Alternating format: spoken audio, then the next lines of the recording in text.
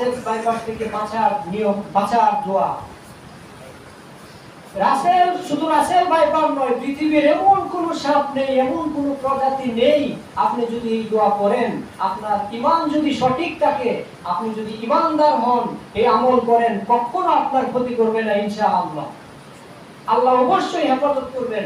রাসূল সাল্লাল্লাহু আলাইহি ওয়াসাল্লাম এই দোয়া আমাদেরকে শিক্ষা দিয়েছেন, আউযু বিকালিমাতিল্লাহি তাম্মাতি মিন শাররি মা খালাক।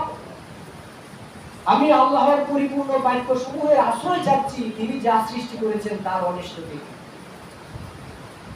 এই দোয়া যদি আমরা মন প্রাণ দিয়ে পড়তে পারি, কখনো কোনো হিংস্র প্রাণী অর্থাৎ বিষধর সাপ বিচ্ছু কোনো কিছু আমাদেরকে কোনো ক্ষতি করতে পারবে না।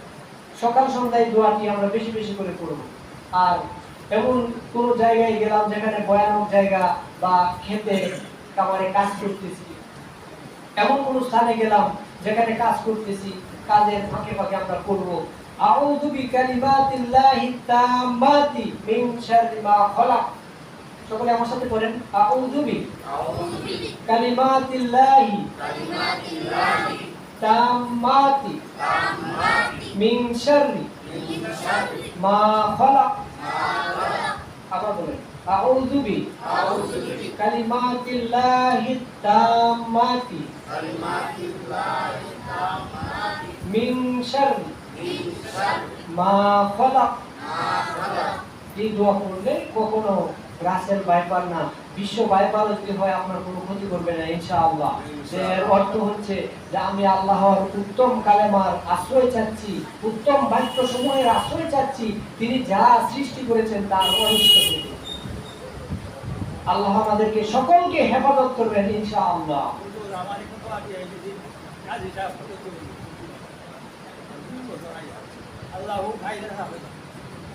এটা হাদিসে এসেছে, আমরা এটা বলবো ইনশাআল্লাহ। সকলে বলবো তো? তবে রাসেল বাইপার কেন? বড় বড় রাসেল বাইপাসের চাইতে বড় বড় বাইপার আমাদের সমাজে, আমাদের দেশে লুকানো। এই বিষধর সাপের চাইতে আরো নিকৃষ্ট সাপ আমাদের সমাজে আছে। সমাজের প্রত্যেক স্তরে সাধারণ মানুষদেরকে ক্ষতি করছে, তাদেরকে ক্ষতির সম্মুখীন করছে, বিভিন্ন ভাবে মানুষকে ক্ষতি করছে, অন্যের হক মেরে খায়,